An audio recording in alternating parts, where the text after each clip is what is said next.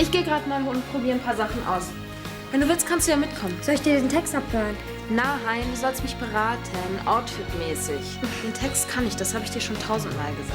Okay, weil Sie es sind. Von wegen, ich bekomme keinen Job. Gegen 9 in der Galerie? Ja, geht klar. AIDS, Ramons Lieblingsthema. Wieso weißt du eigentlich so genau darüber Bescheid? Bist du schwul oder was? Nein.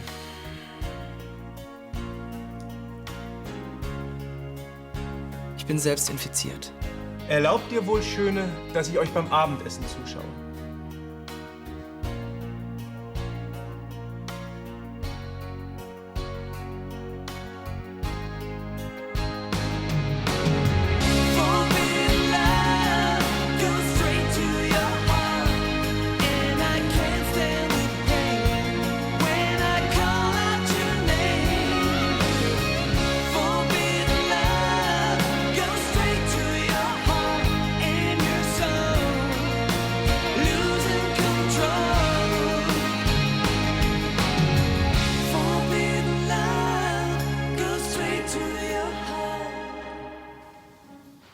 Bitte, wir warten. Ihr seid der Herr. Nein, allein ihr seid die Herren. Wenn ich euch störe, braucht ihr es bloß zu befehlen und schon gehe ich. Sagt es nur. Ihr findet mich sehr hässlich, nicht wahr? Das stimmt. Ja, weiter. Ich kann... Nur keine Panik. So ein kleiner Blackout kann jedem mal passieren. Lassen Sie sich einfach etwas Zeit und versuchen Sie, sich auf den Text zu konzentrieren. Ja. Was ist denn mit Steffi los? Ich kann... Sie kann es nicht. Schnauze, sonst setz was, ja? Ich muss doch sehr bitten, Herrschaften. Wir halten hier ein Vorsprechen ab und keine allgemeine Volksbelustigung. Entweder Sie reißen sich ein bisschen zusammen oder Sie verlassen die Aula.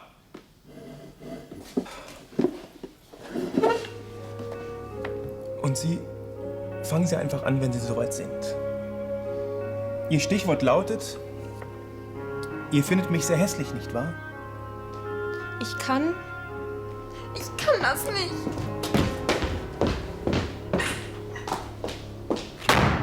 Das haben Sie also gesagt. Wenn du mir nicht glaubst, frag doch Mom. Frank hat recht. Statt sich zu mir zu setzen, haben sie dumme Witze gerissen und sich zur Theke verzogen. Siehst du? Hab ich doch gesagt. Sorry, dass ich dir nicht sofort geglaubt habe, aber bis eben dachte ich, wir leben im 20. Jahrhundert und nicht im finsteren Mittelalter. Tja, das habe ich auch gedacht.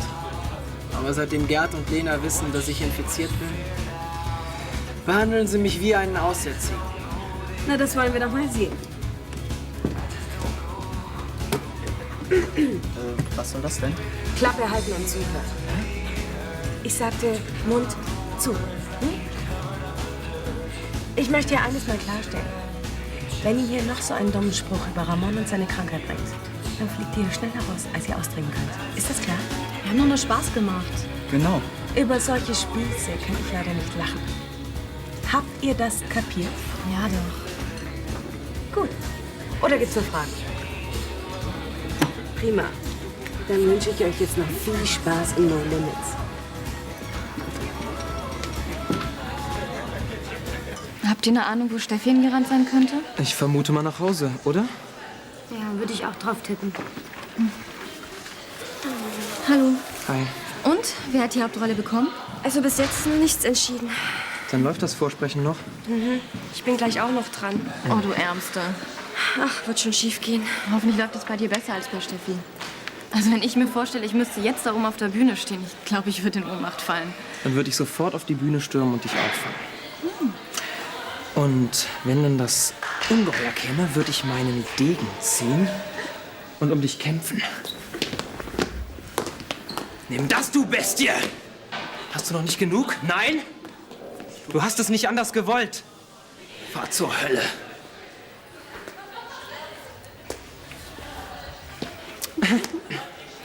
Und? Wie war's? Toll.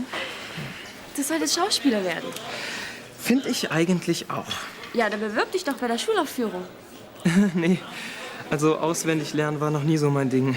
Ich würde mich wahrscheinlich genauso blamieren wie Steffi. Schade. Ich hätte dich zu gerne mal auf einer Bühne gesehen. Ich würde dir sogar beim Textlernen helfen. Echt? Das wäre natürlich eine Überlegung wert. Und ich bekomme ein paar Privatvorstellungen. Ach, die bekommst du auch so. Hey, was ist los? Nichts. Ich musste nur gerade an Steffi denken. Tja, wirklich blöd gelaufen für sie. Aber eigentlich hat sie es ja nicht anders verdient. So wie die sich aufgeführt hat.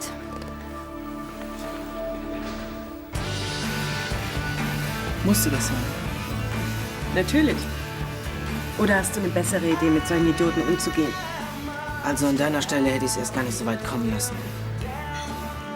Naja, hättest du nichts gesagt, wenn nichts passiert. Ist so logisch, oder? Quatsch. Damit tust du doch nur den Leuten einen Gefallen, die sich mit deiner Krankheit nicht konfrontieren wollen. Aber Ramon hat eine Menge erspart. Zunächst. Aber früher oder später wäre es doch rausgekommen. Und dann hätte er zu seiner Krankheit noch das Problem gehabt, erklären zu müssen, warum er vorher nichts gesagt hat. Wie damals bei den Brandmans. Zuerst waren alle geschockt, dass ich positiv bin. Und dann haben sie sich beschwert, dass sie so lange nicht Bescheid wussten. Aber als es dann raus war, da haben sie dich doch völlig normal behandelt. Und so wird es mit deinen Mitschülern auch gehen.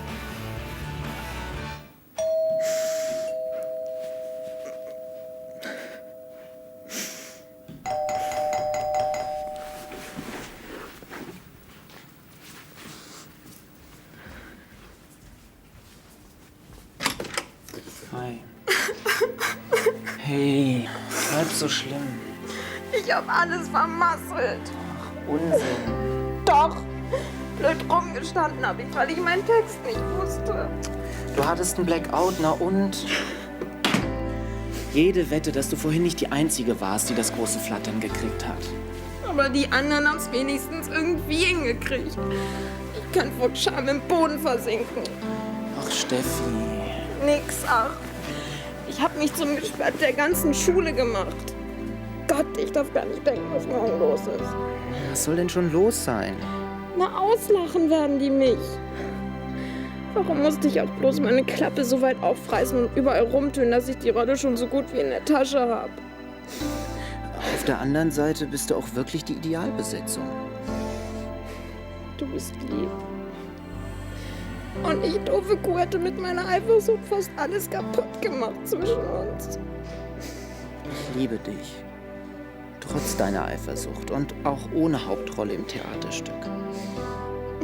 Ich liebe dich auch.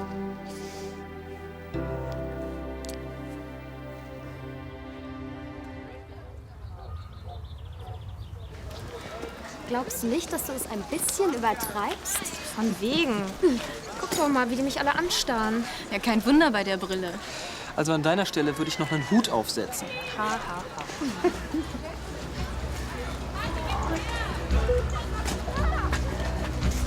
Was soll denn das? Na, auch ein Schluck? Nein, danke. Hey, komm schon, willst du mich beleidigen oder was?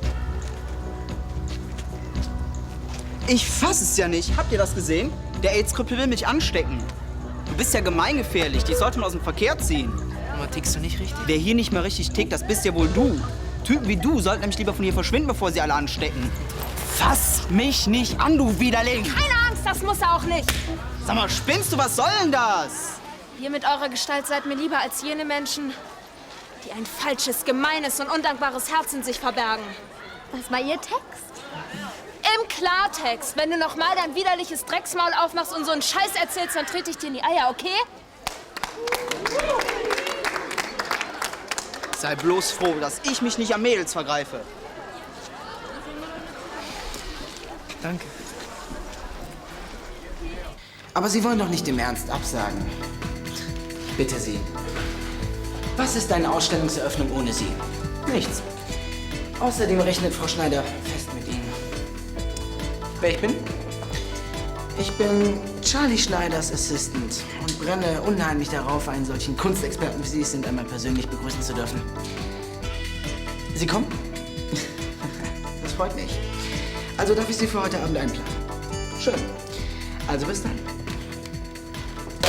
Oh, ich hasse dieses Geschirr. Schleim, aber... was soll's. Frau Schneider, hallo. Ich habe alle Gäste eingeladen. Die Show kann beginnen. Sieht ganz so aus, als wäre dein Aussetzer auf der Bühne Geschichte. Hm? Tja, gute Taten zahlen sich halt doch noch aus. Hat Gerd eigentlich noch was gesagt, als du in die Klasse kamst? Kein Wort. Darf ich euch Steffi mal kurz entführen? Danke. Was ist denn? Ich konnte es dir vorhin nicht sagen, weil die Stunde anfing, aber das, was du für Ramon getan hast, ich bin wirklich stolz auf dich. Ach, das war doch selbstverständlich. Von wegen, die anderen standen doch nur dumm rum und haben blöd geglotzt. Ich konnte eben nicht anders. Ich auch nicht. Stimmt es eigentlich, dass du Gerd noch eine passende Stelle aus deinem Text um die Ohren gehauen hast? Ja, mir fiel nichts Besseres ein. Ziemlich bescheuert, oder? Quatsch, das war einfach genial. Damit hast du 2 Fliegen mit einer Klappe geschlagen. Du hast Gerd total dumm aus der Wäsche gucken lassen und gleichzeitig bewiesen, dass du deinen Text kannst. Leider zu spät. Und Weber hat noch ein zweites Vorsprechen angesetzt, weil er die richtige noch nicht gefunden hat. Na und? Steffi, verstehst du denn nicht? Du kannst immer noch die Rolle der Schönen bekommen. Du müsstest allerdings noch mal vorsprechen. Nein, danke. Einmal und nie wieder. Sicher? Ganz sicher. So eine Ausstellung vorzubereiten ist doch stressiger, als man glaubt. Du sagst es. Da kann ich schon verstehen, wenn man mal die Nase voll hat und den Laden dicht macht. Andererseits, der Rubel muss doch rollen. Und wenn geschlossen ist, kann man nichts verkaufen. Worauf willst du hinaus? Naja, ich frage mich halt, warum so eine clevere Geschäftsfrau, wie Sie es sind, einfach so den Laden dicht macht und auf die ganze Kohle verzichtet. Ich habe meine Gründe. Waren Sie krank? Nein. Und bevor du dir weiterhin dein hübsches Köpfchen zerbrichst, lass mich mal eins klarstellen. Mein Privatleben geht dich nichts an, okay? Okay. Sie sind der Boss-Boss. Ja. Und in dieser Funktion sage ich dir jetzt, räum noch die letzten Bilder in den Keller, dann bist du fertig für heute. Das war schon alles? Also, wenn noch was anliegt, ich hätte noch Zeit. Ja, das ist sehr nett, aber ich komme schon allein klar. Wie Sie meinen. Das heißt, Ja? wenn ich es mir recht überlege, Ehrlich gesagt, finde ich sogar viel besser, dass du dich nicht mehr für die Rolle in dem Stück bewerben willst. Ach ja? Ja, wir haben doch so schon zu wenig Zeit füreinander. Ja, weil du dauernd trainieren musst. Eben. Und wenn du jetzt auch noch Theater spielen würdest und Proben hättest, dann würden wir uns gar nicht mehr sehen. Also ist es für dich eine Selbstverständlichkeit, dass ich auf dich warte, während du trainierst. Umgekehrt hättest du aber keine Lust, auf mich zu warten, bis ich mit den Proben fertig bin. Das habe ich doch gar nicht gesagt. Natürlich würde ich auf dich warten. Und schließlich war es doch auch meine Idee, dass du noch mal vorsprichst. Ja, stimmt. Na also. Und wenn du das nur gesagt hast, weil du wusstest, dass ich kneife? Steffi, woher sollte ich denn das bitte schon wissen? Naja, nach dem Reinfall gestern konntest du es ja an 5 Fingern abzählen. Unsinn. Das Vorsprechen ist nun mal dumm gelaufen. Dafür hast du andere Talente. Ach ja?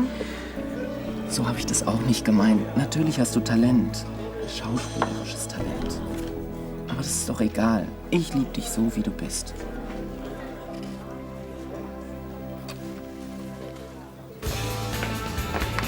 Hallo. Hi. Hi. Was wollt ihr trinken? Ah, ich hätte gern einen Espressionisten. Und ich ein Aquarell. Also, ein Espresso und ein Wasser. Sag mal, was machst du eigentlich hier? Alles nicht? Doch, aber als ich heute Mittag hier war, sagte Cleo, dass du neuerdings bei der Schneiderkarriere machst.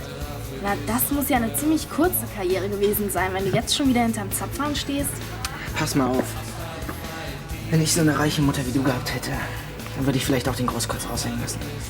Aber leider hatte ich nicht so viel Glück und deswegen muss ich was Eigenes auf die Beine stellen. Na, das ist dir ja voll gelungen. Das hier mache ich nur, weil Cleo keine Aushilfe gefunden hat. Heute Abend bin ich in der Galerie. Dann bist du also wirklich der neue Assi von der Schneider. Ja, und was ist mit meinen Fotos? Willst du dich nicht um den Verkauf kümmern? Doch, das mache ich. Und so wie es aussieht, können wir dir echt ein gutes Angebot machen. Verstehst du? Glaubst du echt, dass die Schneider auf dich hört und du was am Preis machen kannst? Ja. Genau das meine ich. Ist ja auch in meinem Interesse. Ich glaub dir kein einziges Wort. Tja, wenn das so ist, dann müsst ihr wohl heute Abend mit zur Vernissage kommen. Gern, wenn du uns eine Einladung gibst. Einladung ist was fürs Fußvolk. Ihr seid natürlich meine persönlichen Gäste. Tja, also hört sich nicht schlecht an. Wollen wir hin? Ja, natürlich. Das will ich mir ansehen. Ich find's total nett von Frank, dass er uns die Einladung für die Vernissage besorgt hat. Ach, wenn ihr nur wisst, was ich anziehen soll. Also ich würde mich ja nach den Farben von den Bildern richten, aber leider sehe ich die ja erst heute Abend. Sag mal, wie findest du das? Ist okay.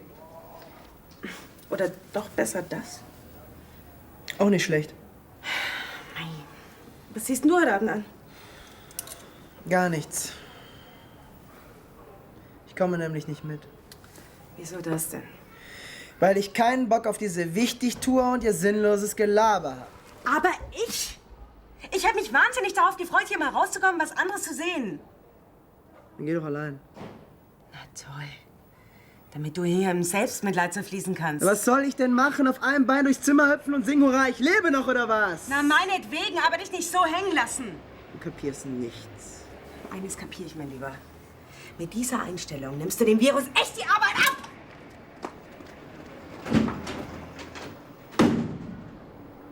Theater AG lädt noch einmal zum Vorsprechen ein. Die Schöne und das Biest. Tschüss, morgen. Ciao, ihr beiden. Und denk an den Artikel für Englisch. Klar. Kommst du? Gleich. Erstarret nicht in Ehrfurcht vor den Brettern, die die Welt bedeuten. Habt Mut zu neuem Unbekannten. Wagt, und euch wird zuteil, was durch Gold nicht aufzuwiegen ist. Der Applaus. Wenn ihr diesen Lohn für eure Mühe ernten wollt, dann kommt zum nächsten Vorsprechen in die Aula. Mann, von sowas habe ich immer schon geträumt. Nicht nur du. Nur gestellt wird doch so ein Traum, ein Albtraum. Wenn du im Vorsprechen Muffensausen kriegst. Ach was, das bisschen Text aufsagen ist doch ein Kinderspiel. Es gibt Leute, die verwechseln ein Vorsprechen mit einer Schweigeminute. Naja, vielleicht dachten sie müssten Pantomime vorführen. Stimmt nicht. Die waren einfach nur grottenschlecht. Hör einfach nicht hin. Tja, es hat eben nicht jeder das Zeug zum Star. Ach, und du hast es, ja? Ja, ich denke schon. Und deshalb werde ich auch dahin gehen und alle anderen an die Wand spielen. Das will ich sehen. Na, dann komm doch einfach vorbei und guck zu. Oder erträgst du es nicht, wenn andere im Rampenlicht stehen, weil sie besser sind als du? Du kannst mich mal.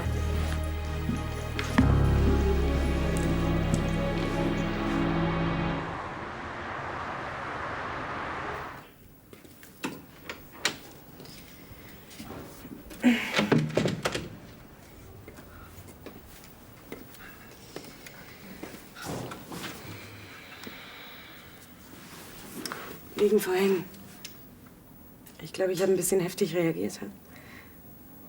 Manchmal schieße ich eben einfach übers Ziel hinaus. Schon okay. Nein, ist es nicht. Ich war total unsensibel. Ich wollte dir meine Hilfe aufzwingen und dabei habe ich nun mal leider nicht bedacht, dass du die vielleicht gar nicht willst. Wollen schon. Aber manchmal kann man anderen einfach nicht helfen. Auch wenn man noch so sehr will. Für mich sah es einfach so aus, als wenn du dich hängen lässt und bemitleidet werden willst. Auf Mitleid kann ich genauso gut verzichten wie auf die dumme Anmache in der Schule. Geht dir wohl ganz schön an die Nieren, ne? Liegt vielleicht daran, dass ich mir nichts mehr wünsche, als ein ganz normales Leben zu führen.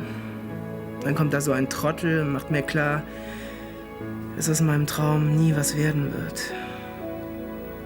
Komm ich denn auch in deinem Traum vor? Und warum lässt du mich dann an deinem Leben nicht teilhaben? Wieso das denn? Ich wohne bei dir, wir machen viel zusammen. Ja, und wenn es Schwierigkeiten gibt, dann machst du dicht und ich komme nicht mehr an dich ran. Es bringt doch nichts, wenn wir beide down sind. Aber dann weiß ich wenigstens, was los ist. Und in einer guten Beziehung sollte man doch über alles reden können. Oder willst du unsere Beziehung gar nicht mehr? Quatsch. Natürlich will ich's. Wirklich?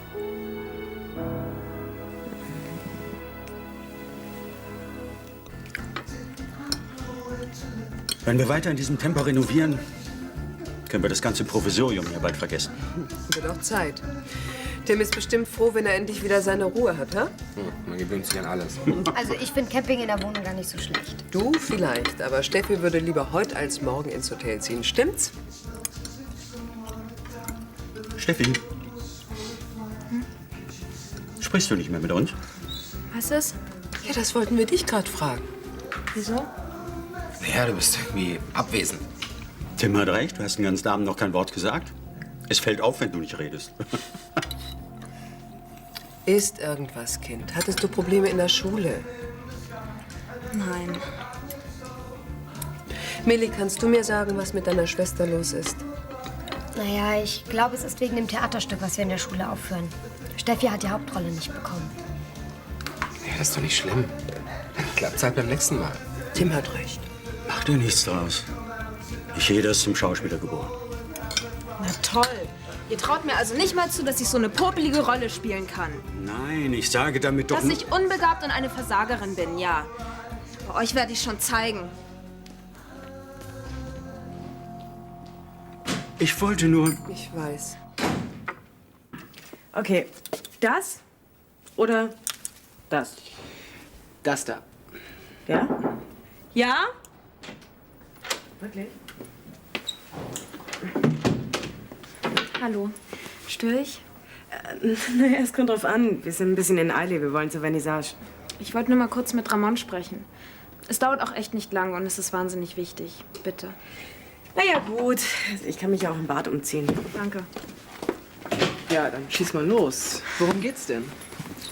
Du hast doch sicher von meinem Reinfall beim Vorsprechen gehört. Naja, es gibt so an der Schule gewisse Leute, die nur auf so eine Gelegenheit gewartet haben, mir eins reinzuwirken. Gerd und Lena, stimmt's? Genau. Und jetzt will ich den beiden mal zeigen, was eine Hake ist. Lena hat sich fürs zweite Vorsprechen gemeldet und glaubt, sie hat die Rolle schon in der Tasche. Ausgerechnet die. Also meine Unterstützung hast du. Gott sei Dank. Wenigstens du hältst zu mir. Naja, Nick glaubt, dass ich kein Talent habe. Wie bitte? Hat er das gesagt? Nein, jedenfalls nicht so direkt. Aber ich weiß, dass er so denkt. Verstehe. Ja, was kann ich für dich tun? Die Sache ist ganz einfach. Du musst einfach nur meinen Text abhören und mir die Stichworte geben. Das ist alles? Ja, reicht das denn nicht? Im Prinzip schon, aber ich meine, darüber hinaus könnte ich dir vielleicht ein paar Tipps geben, wie du deine Rolle anlegen kannst. In Caracas habe ich nämlich mal in einer Theaterproduktion mitgewirkt. Ja, das ist ja wunderbar. Und dir macht es wirklich nichts aus, deine Zeit für mich zu opfern? Ganz im Gegenteil. Jetzt kann ich mich wenigstens bei dir revanchieren.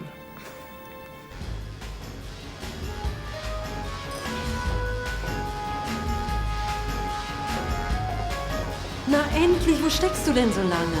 Entschuldigen Sie, wir haben noch einen kleinen Drink genommen. Das interessiert mich nicht. Die ersten Gäste sind schon da. Wie siehst du eigentlich überhaupt aus? Wieso? Stimmt was nicht? Naja, findest du das nicht ein bisschen overdressed? Nein, überhaupt nicht. Sie haben sich ja auch ziemlich aufgedonnert. Stimmt. Ich bin aber auch die Gastgeberin und nicht der Kellner.